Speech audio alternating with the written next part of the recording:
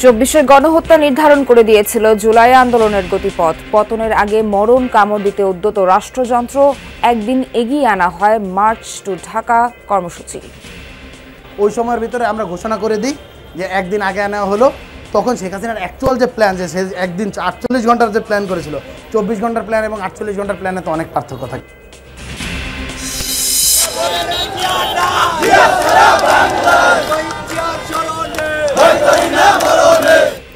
শাহবাগে ছাত্র দলের সমাবেশে নেতাকর্মীদের ব্যাপক সাড়া। ফ্যাসিবাদ উগ্রবাদ ঠেকাতে শিক্ষার্থীদের সচেতন থাকার আহ্বান তারেক রহমানের। আজকের তারুণ্য, আজকের শিক্ষার্থীরা আগামী বাংলাদেশ তারুণ্যের প্রথম ভর, দক্ষিণ ভর। শহীদ মিনার থেকে স্বৈরাচার বিরোধী এক দফা ঘোষণার দিনে নতুন বাংলাদেশ করার ইশতেহার দিল এনসিপি। জুলাই ঘোষণাপত্রের সাংবিধানিক স্বীকৃতির দাবি। একটি সত্যিকার জনগণতান্ত্রিক রাষ্ট্র গড়ে তুলতে আমরা ঔপনিবেশিক আমলের সকল আইনকে জাতীয় ও আন্তর্জাতিক মানবাধিকার মানদণ্ডের ভিত্তিতে যুগোপযোগী করব। শিক্ষার্থীদের সাথে বিবাদের জেরে সুনামগঞ্জে পরিবহন শ্রমিকদের ধর্মঘট। বন্ধ দূরপাল্লা সহ সব ধরনের যানবাহন চলাচল। বিপুল অর্থ ব্যয়ে স্ক্যানার কিনে চালু করতে পারছে না চট্টগ্রাম রেলওয়ে। মাদক ও চোরাচালান ঠেকানোর কথা বললেও ব্যবহার জানেন না কর্মীরা। একজন দুজনকে ট্রেনিং দিতে হবে না, এখানে ধারাবাহিকভাবে অনেকে ডিউটি করে, সবাইকে পর্যায়ক্রমে ট্রেনিংয়ের আওতায় আনতে হবে। ময়মনসিংহে নজরুল বিশ্ববিদ্যালয়ের নির্মাণাধীন ভবনের নকশায় ত্রুটি ধসে পড়ার পর প্রাথমিক সত্যতা পেয়েছে তদন্ত দলও। এড়িয়ে গেলেন দায়িত্বরত প্রকৌশলীরা।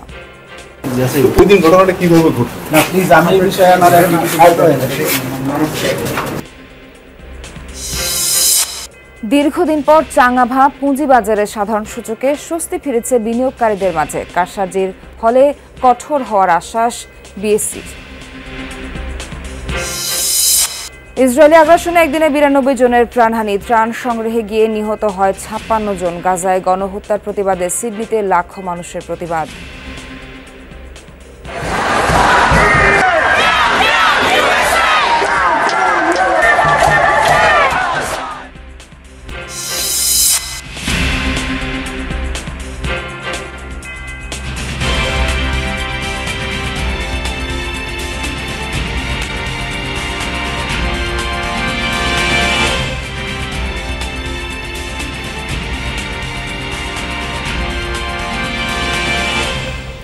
শুভ সকাল, স্বাগত সবাইকে। আমন্ত্রণ যমুনা নিউজে। এতক্ষণ শিরোনাম দেখছিলেন, পুরো খবর জানাতে সঙ্গে আছি নাবিলা সোহার।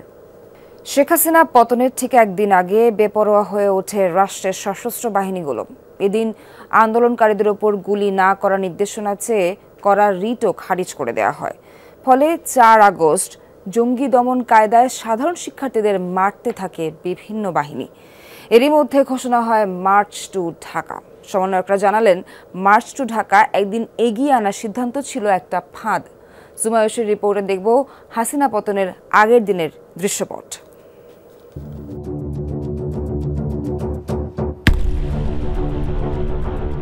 এখন বাংলাদেশের দাবি এক, শেখ হাসিনার পদত্যাগ। সেই দাবিতেই ৪ তারিখ থেকে সারা দেশে শুরু হয় আন্দোলনের অসহযোগ কর্মসূচি। এরই মধ্যে এই দিন বিক্ষোভকারীদের ওপর গুলি না করার নির্দেশনা চেয়ে করা রিট সরাসরি খারিজ করে দেন আদালত। একই সাথে আরও কঠোর কারফিউ জারি হয় দেশ জুড়ে। ব্যাস, নিরস্ত্র ছাত্রদের পাখির মতো মারতে আর কোনো বাধা থাকল না। এদিন সকালে ছাত্র জনতার প্রতিরোধে রণক্ষেত্র যাত্রাবাড়ি এলাকা। ছাত্রলীগ, যুবলীগ আর পুলিশের সশস্ত্র হামলা খালি হাতেই মোকাবেলা করতে থাকেন কয়েকশো মানুষ। রামপুরায় নামে ইস্ট ওয়েস্ট ব্র্যাক ইউনিভার্সিটি সহ আশপাশের বিভিন্ন প্রতিষ্ঠানের শিক্ষার্থী, শিক্ষক, অভিভাবক আর সাধারণ মানুষ। তাদের উপরই বৃষ্টির মতো নামতে থাকে গুলি। উত্তরা, বাড্ডা, প্রগতি সরণিতেও একই চিত্র। Karwan Bazar, science lab, Shahbag, Bangla Motor আর ধানমন্ডি তখন যেন যুদ্ধক্ষেত্র। এ সময় ক্ষুব্ধ আন্দোলনকারীরা বিচ্ছিন্নভাবে ভাঙচুর চালান বিভিন্ন সরকারি স্থাপনায়। বিএসএমএমইউ কম্পাউন্ডের ভেতরেও করা হয় অগ্নিসংযোগ। নিম্ন আদালতের মূল গেট ভেঙে ভেতরে প্রবেশ করেও ক্ষোভ ঝাড়তে থাকেন আন্দোলনকারীরা। হাসপাতালগুলোতে তখন বইছে রক্তের স্রোত। এত গুলিবিদ্ধদের চিকিৎসা দিতে চিকিৎসক নার্সদের তখন নাভিশ্বাস অবস্থা।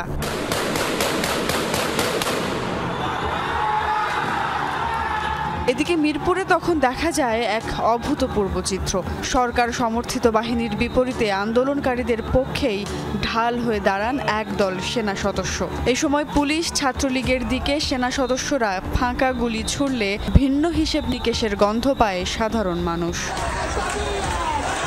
রক্তের দাম মেটাতে সারা দেশে তখন শক্ত প্রতিরোধ ছাত্র জনতার। চট্টগ্রাম, নারায়ণগঞ্জ, সিলেট, দিনাজপুর, ঝিনাইদহ সহ গোটা দেশ রীতিমতো যুদ্ধক্ষেত্র।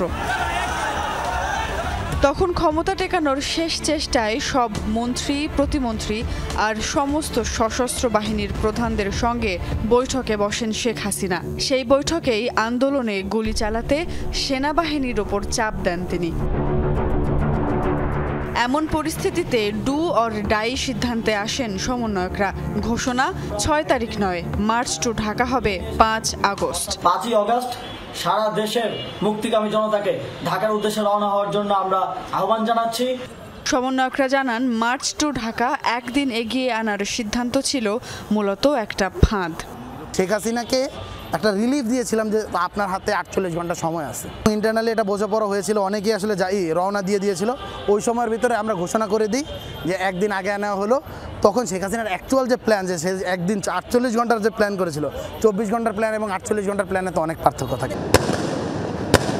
মার্চ টু ঢাকা ঘোষণার পরই টেকনাফ থেকে তেতুলিয়ার বাতাস ভারী হয়ে ওঠে। তখন বড় কিছু একটার জন্য প্রস্তুত হচ্ছিল বাংলাদেশ। সুমাইয়া ঐশী, যমুনা নিউজ, ঢাকা। 2024 সালের 4 আগস্ট সিলেটের গোলাপগঞ্জে ছাত্র জনতার আন্দোলনে শহীদ হন 6 জন। ঘটনার বছর পার হলেও এখনও স্মৃতি খুঁজে ফিরছেন শহীদ পরিবারের সদস্যরা। 1 বছরেও বিচার কাজে উল্লেখযোগ্য অগ্রগতি না হওয়ায় হতাশ তারা। শাহিন আহমেদের ক্যামেরায় সিলেট থেকে জানাচ্ছেন সহকর্মী নাবিল হোসেন। গেল বছরের 4 আগস্ট এক দফার দাবিতে সারা দেশের মতো উত্তাল হয়ে উঠেছিল সিলেটের গোলাপগঞ্জ উপজেলা। জনতার সম্মিলিত সেই প্রতিবাদ থামাতে চলে গুলি, ঝড়ে 6টি তাজা প্রাণ। নিহতদের মধ্যে একজন শহীদ মিনহাজ। 1 বছর পেরিয়ে গেলেও ছেলে হারানোর সুখ এখনো কাটিয়ে উঠতে পারেননি তার বাবা মা। দিবারাত্রি থাকতে রাত ঘুম হয় না, 1 ঘন্টা কি আধা ঘন্টা ঘুম। এনার বিচার তাহলে আমি খুশি থাকুন। আরেক শহীদ জয় আহমেদের মা এখনো খুঁজে বেড়াচ্ছেন ছেলের স্মৃতি। গরু আইলে তো বারো ইয়া কইলাও না, আম্মা আইছে হলোর ফুয়াইন বাড়তনে বারো গেলে মায়ের চিন্তা করবা না, ফুয়াবু গেছে কোনবার লাগব হলেও মাই ডাকিরা হলোর মারে আমার তো ডাকলে কি তৈব আমার ইগুয়ে ডাকিরা। গেল বছরের ঠিক এদিনেই সিলেটের গোলাপগঞ্জ উপজেলার এই সড়কটি ছাত্র জনতার রক্তে রঞ্জিত হয়েছিল। আমরা স্থানীয়দের সাথে কথা বলে জানতে চাই কিভাবে শুরু হয়েছিল সেই সংঘর্ষ, কেনই বা আইন শৃঙ্খলা রক্ষাকারী বাহিনী এত বেপরোয়া হয়ে উঠেছিল। তখন দেখা হয়েছে যে 45 জনের লাগতাম না, তখন এগুলো সাইডের যে মানুষগুলো আছিল এরা মানে সাইড লইছে, তো ইয়া মাঝে দিয়ে পথ লাগছে। আর পুলিশ যখন তার মাঝামাঝি আইছে তখন পিছ থেকে কিছু ইটা করছে, আর পিছ থেকে ইটা পড়ার লগে লগে গুলি করা আরম্ভ করছে। শব্দ নিয়ে আমরা চমকে উঠিছি, চমকে উঠে বাড়িতে আমি চাইছি। তখন দেখছি বিজিবি আর পুলিশ মার্চ করে ওদিকে আসছে। আমরা বন্দুক তাক করে কইছি তুমি যেদিন বাড়াও যে তোমার জানি আমরা শর্ট করবো। এদিকে এই নারকীয় হত্যাকাণ্ডের বছর ঘুরলেও বিচারের অগ্রগতি নিয়ে হতাশ শহীদ স্বজনরা। আমার বাইরে তো মারা হয়েছে পুলিশ, বিজিবি আসিল আর এসিলেন্ট আসিল। এসিলেন্টে পারমিশন দেওয়ায় পুলিশ আর বিজিবি মারছে, আমি তারা সঠিক বিচারটুকু চাইলাম। তবে পুলিশ বলছে যথাযথ প্রক্রিয়া অনুসরণ করে চলছে তদন্ত কাজ, চলতি মাসেই হবে দৃশ্যমান অগ্রগতি। পুলিশের কাছ থেকে শুরু করে রেঞ্জ ডিআইজি স্যার থেকে শুরু করে আমি নিজে আমরা সবাই এই মামলাগুলো মনিটর করতেছি এবং এর মধ্যে বেশ কয়টা মামলার আপনার তদন্তের খুব উল্লেখযোগ্য ভালো অগ্রগতি আছে। যে স্বপ্নে বিভোর হয়ে এমন আত্মদান, সেই নতুন বাংলাদেশ বিনির্মাণে এগিয়ে আসতে হবে সকলকে, এমন প্রত্যাশা শহীদ পরিবারগুলোর। নাবিল হোসেন, যমুনা নিউজ, সিলেট। ছাত্র জনতার আন্দোলনে সাভারের শিক্ষার্থী ইয়ামিনকে হত্যা ও পুলিশের এপিসি থেকে ফেলে দেওয়ার মামলায় আসামি এএসআই মোহাম্মদ আলীকে নারায়ণগঞ্জের রূপগঞ্জ থেকে গ্রেফতার করেছে পুলিশ। রোববার বিকেলে একটি প্রেস রিলিজের মাধ্যমে এ তথ্য নিশ্চিত করেন সাভার সার্কেলের অতিরিক্ত পুলিশ শাহিনুর কবির। প্রেস রিলিজে বলা হয়, মোহাম্মদ আলীর বিরুদ্ধে আন্তর্জাতিক অপরাধ ট্রাইব্যুনালে দায়ের করা মামলায় গ্রেফতারি পরোয়ানা জারি ছিল। রোববার ভোরে রূপগঞ্জের মুড়াপাড়ায় অভিযান চালায় পুলিশ। গ্রেফতার হয় মোহাম্মদ আলী। পরে তাকে আন্তর্জাতিক অপরাধ ট্রাইব্যুনালে হস্তান্তর করা হয়। গত বছর 18 জুলাই আন্দোলনের সময় গুলিবিদ্ধ হয়ে নিহত হন শিক্ষার্থী শাইখ আসহাবুল ইয়ামিন। ওই সময় পুলিশের একটি সাজোয়া যানের ওপর থেকে তাকে টেনে নিচে ফেলে দেওয়ার ভিডিও সামাজিক যোগাযোগ মাধ্যমে তাৎক্ষণিকভাবে ছড়িয়ে পড়ে। দেশের ফ্যাসিবাদ, উগ্রবাদ, চরমপন্থার উত্থান কিংবা পুনর্বাসন ঠেকাতে শিক্ষার্থীদের সচেতন থাকার আহ্বান জানিয়েছেন বিএনপির ভারপ্রাপ্ত চেয়ারম্যান তারেক রহমান। ঢাকার ছাত্র সমাবেশে যোগ দিয়ে তিনি বলেন, কেবল কথামালা নয়, রাজনীতির গুণগত পরিবর্তন আনবে বিএনপি। তুলে ধরেন ছাত্রদের নিয়ে বিএনপির বৃহৎ কর্মপরিকল্পনা। সকল শিক্ষার্থী ও তরুণ প্রজন্মকে ধানের শীষে ভোট দেওয়ার আহ্বান জানান তিনি। সমাবেশে বিএনপি মহাসচিব আশা প্রকাশ করে বলেন, ফেব্রুয়ারিতে নির্বাচনের আগেই তারেক রহমানের দেশে ফেরার অপেক্ষায় জনগণ।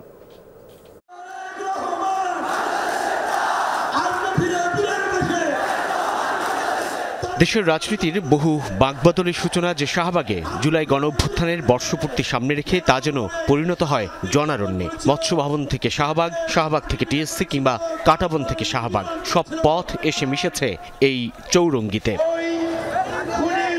কোটা সংস্কার থেকে সরকার পতনের আন্দোলনের রাজপথে নেতৃত্বে ছিল যে কিশোর তরুণ ছাত্ররা, তাদের অংশগ্রহণে ছাত্রদলের এই বিশাল ছাত্র সমাবেশ। পূর্ব নির্ধারিত ভেন্যু শহীদ মিনারের পরিবর্তে এনসিপির অনুরোধে শাহবাগে ছাত্রদলের এই কর্মসূচি রাজনৈতিক সহনশীলতা আর সৌহার্দ্যের উদাহরণও বটে। মহাসমাবেশে রূপ নেয়া এই ঐতিহাসিক ছাত্র সমাবেশ দেশের রাজনীতির অন্যতম গুরুত্বপূর্ণ ঘটনা বলেই মনে করে ছাত্রদল। সমাবেশে বিগত আন্দোলন সংগ্রামে দীর্ঘ নিপীড়নের ইতিহাস তুলে ধরেন বিএনপি মহাসচিব। আমরা কোনোদিনই আমরা এই ফ্যাসিস্ট হাসিনাকে আর এই দেশে রাজনীতি করার কোনো সুযোগ দিব না। শপথ দিতে হবে, গোটা বাংলাদেশের মানুষ অপেক্ষা করে আছে ফেব্রুয়ারি মাসে নির্বাচন হবে। তার আগে গোটা বাংলাদেশের মানুষ অপেক্ষা করে আছে আমাদের নেতা তারেক রহমান সাহেব দেশে ফিরে আসবেন, তাই না? প্রধান অতিথি তারেক রহমান তরুণ শিক্ষার্থীদের দৃষ্টি আকর্ষণ করেন। তুলে ধরেন জ্ঞান ও মেধাভিত্তিক বাংলাদেশ বিনির্মাণে ছাত্রদের ঘিরে বিএনপির নানা কর্মপরিকল্পনা। শিক্ষার্থী এবং শিক্ষা ব্যবস্থার উন্নয়নে যে অর্থ ব্যয় করা হয় সেটিকে আমি বিনিয়োগ হিসাবে দেখি। একজন মায়ের চোখে যেমন বাংলাদেশ, তেমন একটি বাংলাদেশ আমরা গড়ে তুলতে চাই, নবীন এবং প্রবীণ সকলে মিলে। তারেক রহমান বলেন, দেশকে তাবেদার রাষ্ট্রে পরিণত করতে পতিত ফ্যাসিস্ট চক্র দেশের শিক্ষা ব্যবস্থাকে ধ্বংস করেছিল। ফ্যাসিবাদ শাসন আমলে ভিন্ন দল, ভিন্ন মতের শিক্ষার্থীদের জন্য এই ঢাকা বিশ্ববিদ্যালয়ের ক্যাম্পাসগুলোকে সেই সময় কনসেন্ট্রেশন ক্যাম্পে পরিণত করা হয়েছিল। এই বাংলাদেশে ফ্যাসিবাদ, উগ্রবাদ, চরমপন্থার উত্থান কিংবা পুনর্বাসন ঠেকাতে শিক্ষার্থীদেরকে অবশ্যই সচেতন থাকতে হবে, সচেতন ভূমিকা পালন করতে হবে। গেল 15 বছরে দেশে নতুন 4 কোটি ভোটার যুক্ত হলেও ফ্যাসিবাদ চক্র ভোটাধিকার কেড়ে নিয়েছে উল্লেখ করে বিএনপির ভারপ্রাপ্ত চেয়ারম্যান তারুণ্যের প্রথম ভোট ধানের শীষের জন্য হোক বলে মন্তব্য করেন।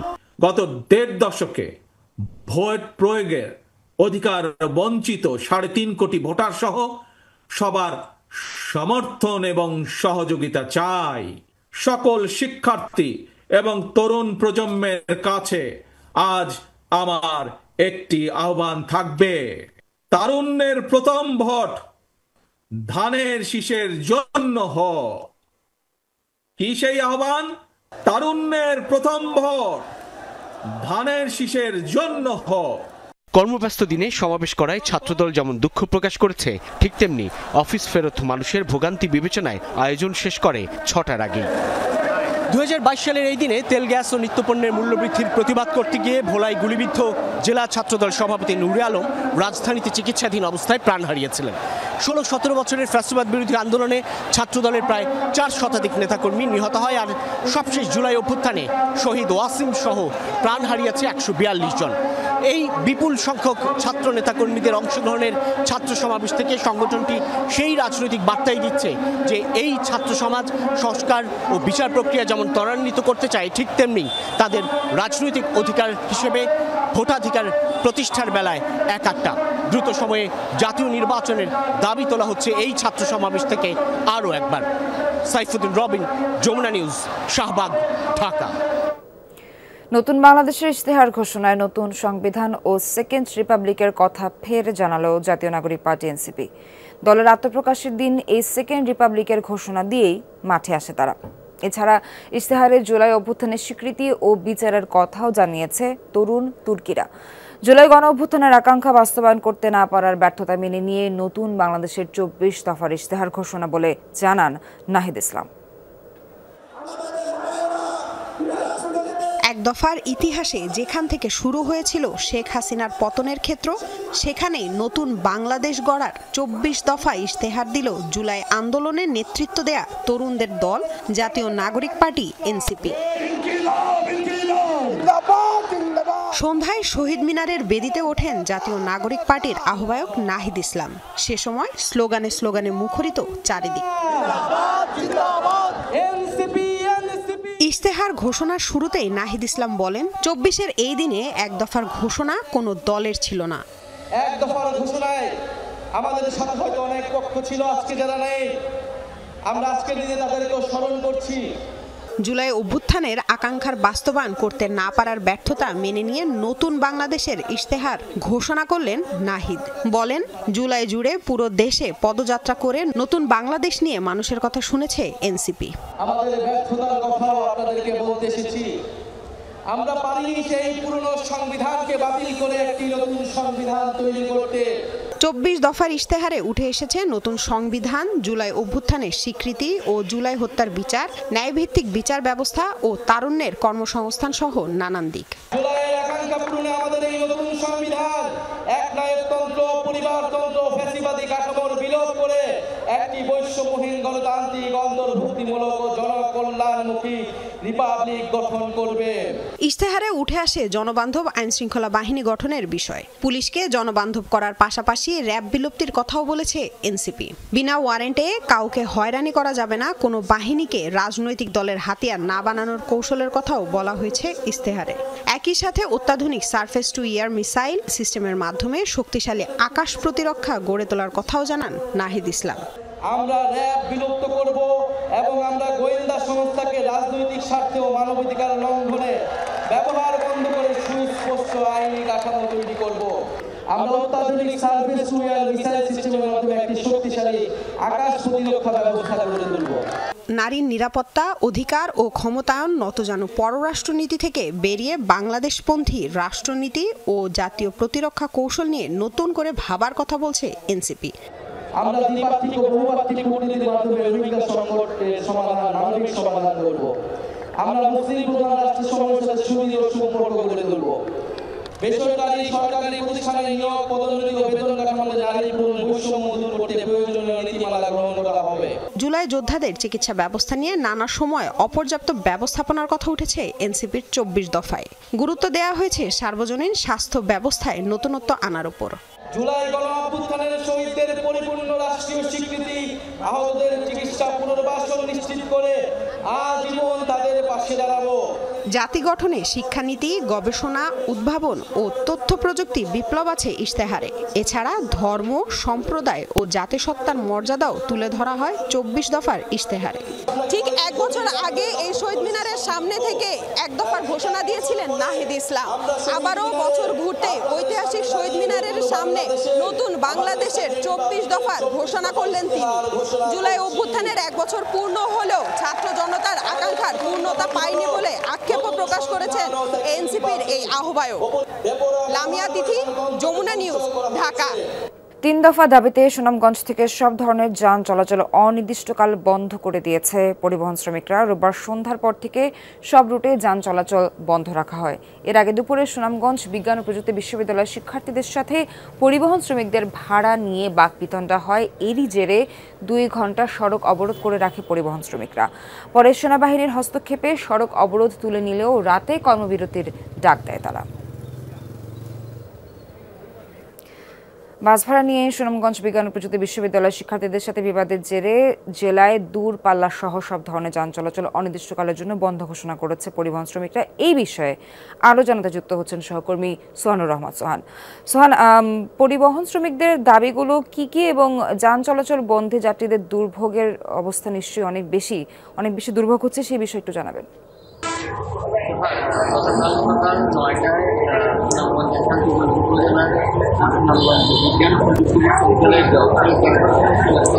সামনে ভাড়া নিয়ে সুনামগঞ্জ থেকে সড়কে চলাচলরত যে লোকাল বাসগুলো আছে সেই বাসের হেল্পার এবং যাত্রীর সাথে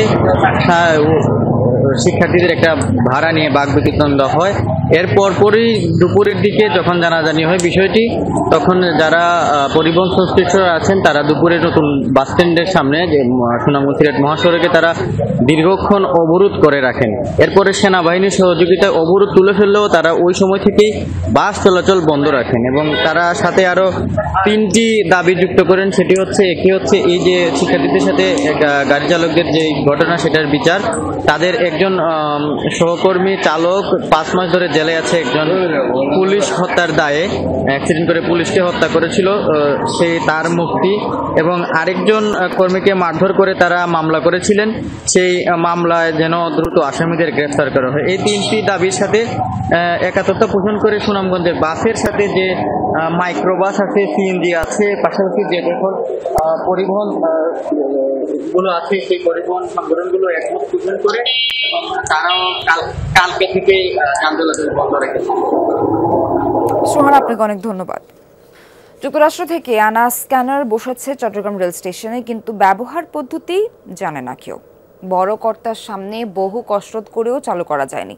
এটি চালাতে আরও প্রশিক্ষণ দরকার বললেন কর্মীরা। রেলপথে মাদক পাচার ও চোরাচালান ঠেকাতে স্ক্যানার স্থাপন সহ নানা উদ্যোগের কথা জানান রেল পুলিশ কর্মকর্তারা। পলিথিনে মোড়ানো যন্ত্রটি আমেরিকার তৈরি অ্যাস্ট্রোফিজিক্স ব্র্যান্ডের একটি স্ক্যানার, যেটি দিয়ে ব্যাগে বা লাগেজে অবৈধ বস্তু শনাক্ত হয়। 15 দিন আগে চট্টগ্রাম রেল স্টেশনে আনা হলেও ব্যবহার হয়নি একবারও। রেল পুলিশ প্রধান পরিদর্শনে যাবেন এমন খবরে তৎপর হন রেল স্টেশনের কর্মকর্তা কর্মচারীরা। এতেই বাধে বিপত্তি।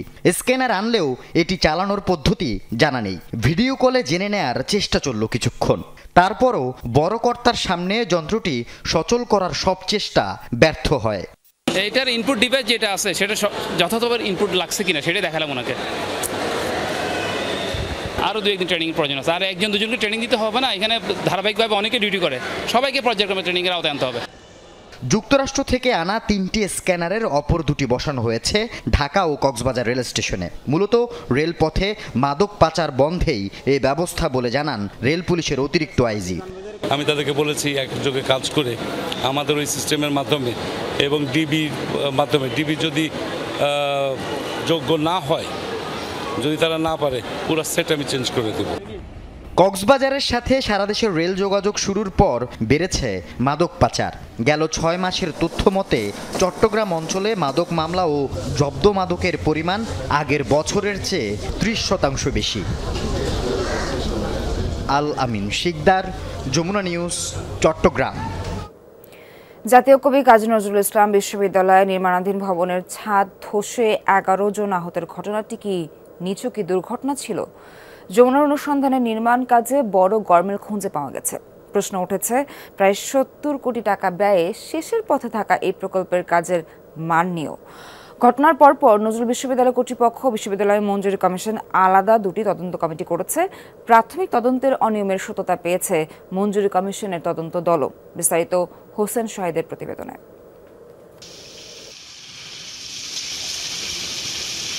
গেল বৃহস্পতিবার নজরুল বিশ্ববিদ্যালয়ে নির্মাণাধীন 10 তলা ভবনের নিচতলায় ছাদ ধসে পড়ে আহত হয় 11 শ্রমিক। কেন ছাদটি ধসে পড়ল? এটি কি নিছকই দুর্ঘটনা নাকি অনিয়ম? অনুসন্ধানে নির্মাণ শ্রমিকদের কাছে জানতে চাই কি ঘটেছিল সেদিন। পূর্ব সাইড থেকে পূর্ব দক্ষিণ সাইডটা একসঙ্গে আর কি বসে যাওয়ার ফলে সাধারণভাবে তাৎক্ষণিক আহত কিছু মানুষজন ছিল যারা কাজ করতেছিলাম, আহত হলে তাৎক্ষণিক হসপিটালে নিয়ে যাওয়া হয়। যমুনার হাতে আসে নির্মাণাধীন ভবনের নকশা। দেখা গেল পূর্ব দিকের দ্বিতীয় তলার করিডোর ঘেঁষে 3টি কলাম রয়েছে। কলামের উপরে নেই বিমের অবস্থান। সরেজমিনে দেখা গেল উত্তর ও দক্ষিণ পাশে কলামের উপরে বিম থাকলেও পূর্ব দিকে 2 তলা করিডোরের মেঝেতে 12 দিন আগে করা ইটের গাঁথনির উপর 4টি ভাগে বসানো হয়েছে বিম, যা কোনো কলামের সাথে সংযুক্ত করা নেই। বোঝা গেল এখানেই ঘটনার সূত্রপাত। কথা বলতে চাই ঠিকাদারি প্রতিষ্ঠান CSI কনস্ট্রাকশন লিমিটেডের এই কর্মকর্তার সাথে। কিছু মনে করেন না, আনইজি ফিল করতেছি। আপনার সাথে কথা বলছি একটু কথা বলে নেন, আমরা তো আছি। রোববার যমুনার অনুসন্ধান চলাকালীন ঘটনাস্থলে হাজির ইউজিসির তদন্ত দল। বিষয়টি তাদের নজরে আনা হয়। আপনি যে এই কলমটাকে এই ভীমটাকে এটার সাথে কানেক্ট করেছেন, কানেক্টরটা দেখান। এটার অ্যাপ্রুভালটা কি দিবে? যে ভীমকে ছিদ্র করার বিষয়টা এখানে একটু করতে পারতেন, কিন্তু এই জিনিসটা একটা আত্মঘাতী সিদ্ধান্ত। এখান থেকে কিন্তু ভাঙাটা শুরু। নির্মাণ কাজে বিশ্ববিদ্যালয়ের পক্ষে তদারকির দায়িত্ব নির্বাহী প্রকৌশলী রাহাত হাসান দিদারের। তার দপ্তরে যমুনা টিভি। ডিজাইনে যেভাবে আছে অ্যাকুরেট, যে টেকনিক্যাল কমিটি আছে ওনারা দেখবে। ওই দিন ঘটনাটা কিভাবে ঘটলো? না প্লিজ, আমি এই বিষয়ে ধন্যবাদ। প্রকল্প কাজের সেফটি সিকিউরিটির বিষয়ে উল্লেখ পাওয়া যায় বিশ্ববিদ্যালয় থেকে পাওয়া নথিতে। বিষয়টি ইউজিসির কমিটির নজরে আনলে সেখানেও ব্যত্যয় খুঁজে পায় তদন্ত টিম। প্রপস সবগুলো স্টিলের ব্যবহার করা হয়েছে, তো এখানে ওনারা আসলে এই স্টিলটা পরিবর্তে এখানে বাঁশ দেওয়া হয়েছে। তবে ওই যে পয়েন্টে ভিতরে যে পয়েন্ট থেকে কলাপস করেছে এই পয়েন্টে আসলে স্টিল রয়েছে, স্টিলের প্রপস রয়েছে, তবে স্টিলের যেই স্পেসিংগুলো থাকার কথা এই স্পেসিংগুলো আসলে আমরা ওইভাবে পাই নাই। আর আরেকটা বিষয় হলো এখানে যেই হাইট রয়েছে এই হাইট অনুসারে পর্যাপ্ত যে ব্রেসিং থাকার কথা ব্রেসিংটা পাওয়া যায় না। এবং প্রকল্প পরিচালক বলছেন স্টুডিও ইকোটেকচার লিমিটেডের করা নকশায় কাজ করা হয়েছে। ধসের কারণ জানতে তদন্ত চলছে। গাফিলতি পেলে কঠোর ব্যবস্থার আশ্বাস উপাচার্যের। স্টুডিও ইকোটেকচার আমাদের ড্রয়িং প্রোভাইড করেছেন এবং আমাদের ইঞ্জিনিয়ারিং অফিস ওই ড্রয়িং অনুসারে কাজটা বাস্তবায়ন করেছে। এখন যে সমস্যাটা হচ্ছে এটা ইনভেস্টিগেশন হবে। এই বিশ্ববিদ্যালয় মঞ্জুরি কমিশনে একটা তদন্ত কমিটি গঠন করেছেন। প্রয়োজনে আমরা যে দুটো তদন্ত কমিটি সমন্বয় করে যেন রিয়েল সত্যটা বেরিয়ে আসে, আমরা যেন প্রয়োজনীয় পদক্ষেপ নিতে পারি। প্রায় 70 কোটি টাকা ব্যয়ে এই হল নির্মাণ কাজ দেখভালে বিশ্ববিদ্যালয়ের সাথে 2 কোটি টাকার চুক্তি করেছিল ডেভেলপমেন্ট ডিজাইন কনসালটেশন লিমিটেড। খতিয়ে দেখা হচ্ছে তাদের গাফিলতিও। এ ধরনের ঘটনায় তদন্ত কমিটি হয়, তদন্ত কমিটি তাদের রিপোর্টও জমা দেয়, কিন্তু বাস্তবতা হচ্ছে নিছক দুর্ঘটনার শিরোনামেই এগুলো চালিয়ে দেয়া হয়। আড়ালে থেকে যায় প্রকৃত অপরাধীরা। বিশ্ববিদ্যালয়ের শিক্ষার্থীরা বলছেন এই ঘটনায় সুষ্ঠু তদন্ত হোক এবং বিচারের আওতায় আনা হোক এখানকার দায়ী ব্যক্তিদের। হুসাইন শাহিদ, যমুনা নিউজ, ত্রিশাল, ময়মনসিংহ। টানা বৃষ্টি আর ওজনের ঢলে তিস্তার পানি বেড়ে আবারও প্লাবিত হয়েছে লালমনিরহাটের নিম্নাঞ্চল। পানি উন্নয়ন বোর্ড জানায় দেশের বৃহত্তম সেচ প্রকল্প তিস্তা ব্যারেজের ডালিয়া পয়েন্টে গতকাল থেকে বাড়তে থাকে পানি। ভাটিতে থাকা নদী তীরবর্তী হাতিবান্ধার স্থানীয় যান গড্ডিমারি, ডাওয়াবাড়ি, কালীগঞ্জের ভোটমারি, আদিতমারির মহিষখোঁচা ও সদরের বেশ কিছু এলাকাসহ 12টি গ্রামের নিম্নাঞ্চল প্লাবিত হয়েছে। পানিবন্দী প্রায় 4000 পরিবার। হুমকির মুখে ভোটমারি নদী রক্ষা বাঁধ বালুর বস্তা ফেলে ভাঙন রোধের চেষ্টা করছে স্থানীয়রা। পানি প্রবাহ স্বাভাবিক করতে ব্যারেজের 44টি জলকপাট খুলে রাখা হয়েছে।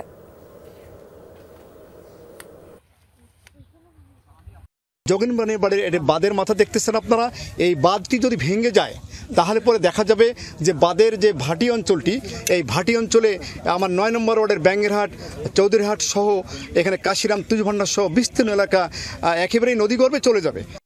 দীর্ঘদিন পর ঊর্ধ্বমুখী পুঁজিবাজার। ঢাকা স্টক এক্সচেঞ্জের সাধারণ মূল্য সূচক ৫,৫০০ পয়েন্টের উপর লেনদেন ছাড়িয়েছে হাজার কোটি টাকার মাইলফলক। স্বস্তি ফিরেছে বাজার মধ্যস্থকারী এবং বিনিয়োগকারীদের মধ্যে। প্রবৃদ্ধির ধারাবাহিকতা চান তারা। একই সাথে বাজার নিয়ে কেউ যেন কারসাজি করতে না পারে সেদিকেও নজর রাখার দাবি তাদের। অযৌক্তিকভাবে কোনো কোম্পানির দাম বাড়ানো হলে ব্যবস্থা নেবে বিএসইসি। দীর্ঘদিনের অস্থিরতা কাটিয়ে স্বাভাবিক অবস্থায় ফিরেছে দেশের পুঁজিবাজার। লেনদেন হওয়া বেশিরভাগ কোম্পানির শেয়ারের দাম বৃদ্ধিতে বাড়ছে সূচক ও লেনদেনের পরিমাণ। 2 মাসের ব্যবধানে ঢাকা স্টক এক্সচেঞ্জের সূচক বেড়েছে প্রায় 900 পয়েন্ট। দৈনিক লেনদেন ছাড়িয়েছে হাজার কোটি টাকার মাইলফলক। বাজার মূলধন বেড়ে দাঁড়িয়েছে প্রায় 7 লাখ কোটিতে। পুঁজিবাজারের ধারাবাহিক দর বৃদ্ধিতে খুশি বিনিয়োগকারীরা। খারাপ কোম্পানির দাম বাড়িয়ে কেউ যেন বাজারকে অস্থির করতে না পারে সেদিকে নজর রাখার দাবি তাদের। এই ভালো মার্কেটটা যেন আমরা কন্টিনিউয়াসলি থাকে, এটা যেন কেউ কোনোভাবে ম্যানিপুলেশন করে বাজারকে যেন আর ফল করাতে না পারে। কোনোভাবে একটা শেয়ার অতিরিক্ত বাড়াইয়া দেখা গেল কিছু যারা কম বুঝে তাদের উপরে ঢাইলা দিল। কোনো গেমদার বা জাতীয়রা যাতে কোনো গেম করে হঠাৎ করে ক্ষুদ্র বিনিয়োগকারীদের মাথার উপরে চাপিয়ে দিয়ে সরে যেতে না পারেন, এইগুলোর প্রতি তাদেরকে বিশেষ খেয়াল রাখতে হবে। সংশ্লিষ্টরা বলছেন, অর্থনীতির বিভিন্ন সূচকের উন্নতি এবং সুদের হার কমে আসার প্রবণতায় ইতিবাচক প্রভাব পড়েছে পুঁজিবাজারে।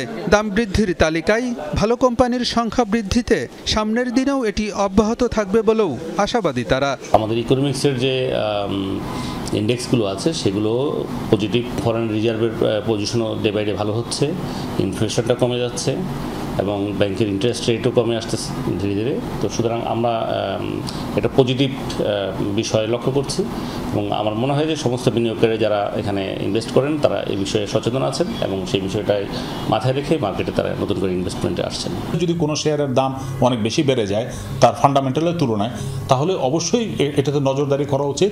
ব্যাড প্লে করছে কিনা বা ম্যানিপুলেশন করার চেষ্টা করছে কিনা। যদি ম্যানিপুলেশন করার চেষ্টা করে শুধু ম্যানিপুলেটরকে আটকানো যেতে পারে, কিন্তু কোনো বিনিয়োগকারীর কে বা কোনোভাবে যেন ক্ষতিগ্রস্ত হোক এই ধরনের কোনো পদক্ষেপ আসলে নেওয়া উচিত না। কারণ যত বেশি ইন্টারভেনশন হবে বাজার আবার ক্ষতিগ্রস্ত হবে। আমরা বাজারে আসলে স্বাভাবিকভাবে খুব বেশি ইন্টারভেনশন আমরা চাই না। ইন্টারভেনশন না হোক, বাজারের গতিতে চলুক। নিয়ন্ত্রক সংস্থা বিএসইসি বলছে, বাজারে কোনো হস্তক্ষেপ নেই, তবে অব্যাহত আছে তদারকি ব্যবস্থা। কারসাজির মাধ্যমে অযৌক্তিকভাবে কোনো কোম্পানির দাম বাড়ানো হলে ব্যবস্থা নেবেন তারা। সার্ভিল্যান্সের মাধ্যমে যদি এইখানে দেখা যায় যে না, এটা অযথাই এই একটা পার্টিকুলার সিকিউরিটিজকে মূল্য বাড়িয়ে দেওয়ার চেষ্টা চলছে, কমিশন কিন্তু সেখানে ইনকোয়ারি ইনভেস্টিগেশনে যাবে এবং কমিশন এইটা সচেতন রয়েছে যে এই সুযোগে যেন খারাপ কোম্পানির শেয়ারগুলো অযথা বেড়ে যে কাউকে ক্ষতিগ্রস্ত না হয়।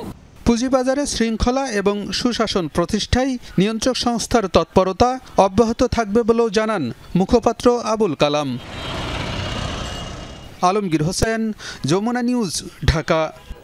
3 আগস্ট শেষ হয়েছে এএফসি পোর্টালে আসন্ন এএফসি অনূর্ধ্ব-23 এশিয়ান কাপ বাছাইয়ের জন্য ফুটবলার নিবন্ধনের শেষ দিন, যেখানে জায়ান আহমেদ ছাড়া আর কোনো ট্রায়াল ফুটবলারের নাম জমা দেয়নি বাফুফে। ফুটবল ফেডারেশনের দাবি, প্রয়োজনীয় কাগজপত্র জমা না দেওয়ার জন্যই ডাক পাননি অন্যান্য ট্রায়াল ফুটবলাররা। আপনার যদি একজন পুত্র সন্তান থাকে যাকে আপনি বাংলাদেশের জন্য খেলাতে চান এবং আপনি সেই সুযোগটা খুঁজছেন, তার পাসপোর্টটাকে আমি করে দিব না আপনি করবেন, তাহলে আপনি কেন ওয়েট করবেন বাউফের জন্য? বাউফে কখন আপনাকে বলবে আপনি পাসপোর্ট করবেন? এই ক্ষেত্রে বিএফএফ এর তরফ থেকে কোনো রকমের অনিয়ম হয় নাই। বিএফএফ যেটা করেছে সেটা গত 50 বছর হয়নি। স্বপ্ন ছিল অনেকের, বাস্তবতা এসে মিলল শুধু একজনে। গেল জুনে সারা বিশ্ব থেকে 49 জন ট্রায়াল দিলেও সবার জানতে চাওয়া, কেন শুধু সেখান থেকে জায়ান আহমেদকে নিল বাফুফে? আপনি নিজ খরচে ট্রায়াল দিতে পারছেন বাংলাদেশে, বাট পাসপোর্ট করে রাখছেন না। সেজন্য যখন আমি আপনাকে যখন ক্যাম্পে ডাকি, আপনি যখন আসতে পারেন না, এটার দোষ আমাকে দিতে হবে। হ্যাঁ, আরহাম তো ট্রায়াল মানে ও তো টেস্টেড অলরেডি, ওকে যখন টিম লাগবে তখন তাকে ডাকবে, ও তো অলরেডি খেলেও গেছে এখানে। বাফুফের সহ সভাপতির কথায় স্পষ্ট, সময় মতো পাসপোর্ট, ডুয়েল সিটিজেনশিপ পেপার সহ অন্যান্য কাগজপত্র জমা দেয়নি শর্ট লিস্টে থাকা আর কোনো ফুটবলার। নিজ খরচে পরে বাংলাদেশে আসতে চাইলেও তাই কাজ হয়নি। বরিশাল থেকে একটা ছেলেকে যখন ডাকি ও কি নিষ্কর্ষ আসছে না? আমার যেটা মনে হয় যে এখানে যিনি মধ্যস্থতা করেছেন মাঝামাঝি যিনি ছিলেন সাকিব, ওনার হয়তো ইন্টারপ্রিটেশনের কোনো ভুল হতে পারে, আমি ওনাকে কোনো দোষ দিব না। He has all good intentions, ওনার ইন্টারপ্রিটেশনে ভুল হতে পারে, এক্সপেকটেশনে ভুল হতে পারে, এবং ওনার সাথে অ্যাজ এ এজেন্ট ওই প্যারেন্টসদের কি ফাইন্যান্সিয়াল রিলেশন সেটাও আমি জানি না, আর আমি জানতে চাই as a federation, that is not my concern. 3 August ছিল এএফসি পোর্টালে এএফসি অনূর্ধ্ব-23 এশিয়ান কাপ বাছাইয়ের জন্য প্লেয়ার নিবন্ধনের শেষ দিন, যেখানে জায়ান ছাড়া অন্য কোনো ফুটবলারের নাম দেয়নি বাফুফে। তবে এখনই হতাশ হবার কিছু নেই, আগামীতে ট্রায়াল ফুটবলারদের বয়সভিত্তিক দলে খেলতে ডাকবে বাফুফে। ওই ট্রায়ালের পরের দিন 5 থেকে 6 জন এই টিম থেকে নিয়ে তাদের আমাদের খরচে মিরপুরে একটা সাইটে ফুটসলের একটা ট্রায়ালও করায়। তার মধ্যে থেকে 2-3 জন প্লেয়ারকে আমরা বলি যে তোমরা যদি ফুটসল ক্যাম্পে জয়েন করতে চাও, ফুটসলের ক্যাম্পে you R more then welcome. তখন তারা বলছে না, তারা ফুটসলার চান না, তারা ফুটবলার চান। ও বলছে ঠিক আছে, তাহলে তোমাদেরকে ফুটবলের সঙ্গে ডাকা হবে। এখানে কোনো কনফিউশন নাই। অনূর্ধ্ব-23 দলে ট্রায়াল বাদে রয়েছে 3 ফুটবলার, তারা হলেন কিউবা মিচেল, ফাহমিদুল ইসলাম, তানিল সালিক। যদিও বাফুফে বলেছিল কমপক্ষে 6-7 জন ফুটবলার নেবার, ঘটা করে ট্রায়াল করে মাত্র 1 জনকে নেয় হতাশা আছে দেশের ফুটবল সমর্থকদের মাঝে। মেহেদি নাইম, যমুনা স্পোর্টস, ঢাকা। সব চাপ উপেক্ষা করে গাজায় বিরতিহীন বর্বরতা চালিয়ে যাচ্ছে ইসরায়েল। নির্বিচার হামলায় একদিনে প্রাণ গেছে আরও 92 ফিলিস্তিনের। আবারও গুলি বর্ষণ হয়েছে ত্রাণ সংগ্রহকারীদের ওপর, নিহত হয়েছে 56 জন, আহত 550-রও বেশি। জাতিসংঘের নতুন এক প্রতিবেদন অনুযায়ী গত মে মাসে ইসরায়েল নিয়ন্ত্রিত কর্মসূচি জিএইচএফ চালুর পর এ পর্যন্ত 1300 ফিলিস্তিনির মৃত্যু হয়েছে ত্রাণ সংগ্রহ করতে গিয়ে। সীমান্ত ক্রসিংয়ে আন্তর্জাতিক সংস্থাগুলোর 22,000-এর বেশি ট্রাক আটকে রেখেছে ইসরায়েল। গাজায় দুর্ভিক্ষ পরিস্থিতির অবনতি হচ্ছে প্রতিদিন। 93 শিশুসহ এ পর্যন্ত প্রাণহানির শিকার 175 জন। অপুষ্টির কারণে চরম মৃত্যু ঝুঁকি নিয়ে চিকিৎসাধীন 6,000-এর বেশি শিশু।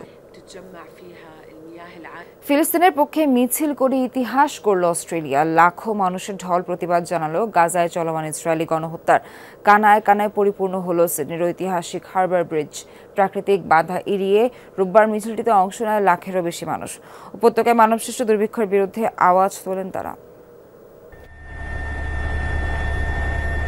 বৃষ্টি আর ঠান্ডা উপেক্ষা করেই লাখো মানুষের স্রোত। দৃপ্ত পায়ে সিডনির কেন্দ্রস্থলে অবস্থিত আইকনিক হারবার ব্রিজের দিকে এগোচ্ছে তারা। মুখে ফিলিস্তিনের পক্ষে স্লোগান আর ইসরায়েলের প্রতি তীব্র ক্ষোভ। রোববার গাজার পক্ষে ইতিহাসের অন্যতম বড় জমায়েত অনুষ্ঠিত হয় সিডনির হারবার ব্রিজে। আয়োজকরা 3 লাখের দাবি করলেও পুলিশ বলছে 1 লাখেরও কিছু বেশি মানুষ অংশ নিয়েছে মিছিলে। এর মধ্যে উল্লেখযোগ্য ছিলেন উইকিলিক্সের প্রতিষ্ঠাতা জুলিয়ান অ্যাসাঞ্জ, সাবেক অস্ট্রেলিয়ান পররাষ্ট্রমন্ত্রী সহ দেশটির বেশ কয়েকজন সিনেটর। পৃথিবীর সবচেয়ে বড় অন্যায় এটি। শিশুদের হত্যা করা হচ্ছে। কেন তারা পুরো বিশ্বকেই শাস্তি দিচ্ছে? কেন তারা পুরো বিশ্বকেই শাস্তি দিচ্ছে? বিশেষত ফিলিস্তিনিদের। আমরা ফিলিস্তিনিদের পাশে আছি। গাজায় চলমান ইসরায়েলি হত্যাযজ্ঞ আর মানবসৃষ্ট দুর্ভিক্ষের প্রতিবাদ জানান বিক্ষোভকারীরা। ফিলিস্তিন ফিলিস্তিন স্লোগানে প্রকম্পিত হয় ব্রিজের এক প্রান্ত থেকে অপর প্রান্ত। 1 কিলোমিটারেরও বেশি দৈর্ঘ্যের ব্রিজটিতে বন্ধ হয়ে যায় যান চলাচল। কয়েক বছর ধরে আমার স্বাস্থ্যগত অনেক সমস্যা হচ্ছে, চলাফেরা করতে পারছি না ঠিকমতো। কিন্তু অস্ট্রেলিয়ায় সেই সমস্যা দূর করার মতো আমার সুযোগ রয়েছে, মানবাধিকার কিংবা ভালো চিকিৎসার সুবিধা রয়েছে। কিন্তু ফিলিস্তিনিদের সেই সুযোগটুকু নেই। তাদের হাসপাতালে বোমা ফেলা হচ্ছে, মানবাধিকার বঞ্চিত করা হচ্ছে। তেল আবিবের বিরুদ্ধে কঠোর নিষেধাজ্ঞা আরোপের আহ্বানও জানান সচেতন বিশ্ব নাগরিকরা। দাবি ফিলিস্তিনকে স্বাধীন রাষ্ট্র হিসেবে স্বীকৃতি দেয়ার। অনিক রহমান, যমুনা নিউজ। মার্কিনের শুল্ক আরোপের পর যুক্তরাষ্ট্র থেকে F-35 যুদ্ধবিমান কেনার বিষয়ে অনাগ্রহ প্রকাশ করল ভারত। সম্প্রতি মার্কিন এক কর্মকর্তার বরাত দিয়ে এই তথ্য জানায় আন্তর্জাতিক গণমাধ্যম ব্লুমবার্গ। এমনকি ভবিষ্যতেও ভারত যুক্তরাষ্ট্র থেকে প্রতিরক্ষা সরঞ্জাম কিনবে কিনা তা নিয়েও সংশয় প্রকাশ করেন ওই কর্মকর্তা। প্রতিবেদনে বলা হয়, শুল্ক ইস্যুতে ট্রাম্প মোদি সম্পর্কে ফাটল ধরলেও আলোচনা চালিয়ে যেতে চাইছে ভারত। যুক্তরাষ্ট্র থেকে তেল সহ বেশ কিছু পণ্য আমদানি বাড়াতে পারে নয়াদিল্লি। চলতি বছরের ফেব্রুয়ারিতে যুক্তরাষ্ট্র সফর করেন ভারতের প্রধানমন্ত্রী নরেন্দ্র মোদী। সফরে প্রতিরক্ষা সরঞ্জাম ক্রয়সহ বিভিন্ন বিষয়ে হয় আলোচনা মার্কিন প্রেসিডেন্টের সাথে। সেই সফরে ভারতকে অত্যাধুনিক ফাইটার জেট F-35 কেনার প্রস্তাব দেন ডোনাল্ড ট্রাম্প। কিন্তু মাত্র কয়েক মাসের ব্যবধানেই ট্রাম্প মোদির উষ্ণ বন্ধুত্বে ধরেছে ফাটল। শুল্ক ইস্যুতে দফায় দফায় আলোচনার পর ভারতীয় পণ্যের উপর 25% আমদানি শুল্ক আরোপের ঘোষণা দেয় ওয়াশিংটন। শুধু তাই নয়, সামাজিক মাধ্যমে ভারতের উচ্চ শুল্কহার নিয়ে কড়া নিন্দা জানান ট্রাম্প। রাশিয়ার কাছ থেকে তেল ও সমরাস্ত্র কেনার কারণে ভারতকে খেসারত দিতে হবে বলে হুঁশিয়ারি দেন মার্কিন প্রেসিডেন্ট। এ নিয়ে কূটনৈতিক টানাপোড়েনের পর জটিলতায় মোড় নেয় দুদেশের সম্পর্ক। উত্তেজনার আগুনে নতুন করে ঘি ঢালল নয়াদিল্লি। যুক্তরাষ্ট্রের কাছ থেকে উচ্চমূল্যের যুদ্ধবিমান ক্রয়ের বিষয়ে নতুন সিদ্ধান্ত জানিয়েছে মোদি প্রশাসন। নাম প্রকাশে অনিচ্ছুক এক মার্কিন কর্মকর্তার বরাত দিয়ে সংবাদ মাধ্যম ব্লুমবার্গ জানায়, যুক্তরাষ্ট্রের কাছ থেকে F-35 যুদ্ধবিমান ক্রয়ে অনাগ্রহ প্রকাশ করেছে ভারত। অদূর ভবিষ্যতেও মার্কিন প্রতিরক্ষা সরঞ্জাম ভারত কিনবে কিনা তা নিয়েও সন্দেহ প্রকাশ করেন ওই মার্কিন কর্মকর্তা। ভারত মার্কিন পণ্য ক্রয়ের পরিমাণ বৃদ্ধির বিষয়ে বিবেচনা করছে, তবে ট্রাম্পের চাহিদা অনুযায়ী হয়তো ভারতের সিদ্ধান্ত আসবে না। নতুন করে আর কোনো মার্কিন প্রতিরক্ষা সামগ্রী ক্রয়ের দিকে এগোবে না মোদি সরকার। মার্কিন ওই সামরিক কর্মকর্তা জানান, যুদ্ধবিমান ক্রয় না করে যুক্তরাষ্ট্রের সাথে যৌথভাবে সেটি ডিজাইন ও তৈরি করতে চেয়েছিল নয়াদিল্লি। তবে সাম্প্রতিক পরিস্থিতিতে উভয় দেশের পক্ষেই সেটি আর সম্ভব নয়। ব্লুমবার্গের প্রতিবেদনে জানানো হয়, যুক্তরাষ্ট্রের সাথে আলোচনা চালিয়ে যেতে চাইছে ভারত। যুদ্ধবিমান ক্রয় না করলেও দেশটি থেকে প্রাকৃতিক গ্যাস, বিভিন্ন যোগাযোগ সরঞ্জাম আর স্বর্ণ ক্রয় বাড়ানোর বিষয়টি বিবেচনা করছে নয়াদিল্লি। প্রাণপ্রতিম কুণ্ডু, যমুনা নিউজ। প্রায় 600 বছর পর জেগে উঠল রাশিয়ার সুপ্ত আগ্নেয়গিরি।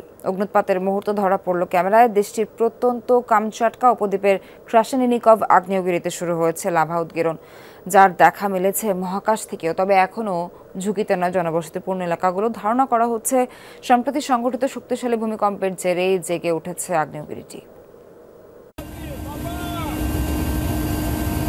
এই দৃশ্য রাশিয়ার সুদূর পূর্বাঞ্চলীয় কামচাটকা উপদ্বীপের ক্রাসনিনিকভ আগ্নেয়গিরির। 600 বছর ঘুমিয়ে থাকার পর জেগে উঠেছে অগ্নিতাণ্ডব।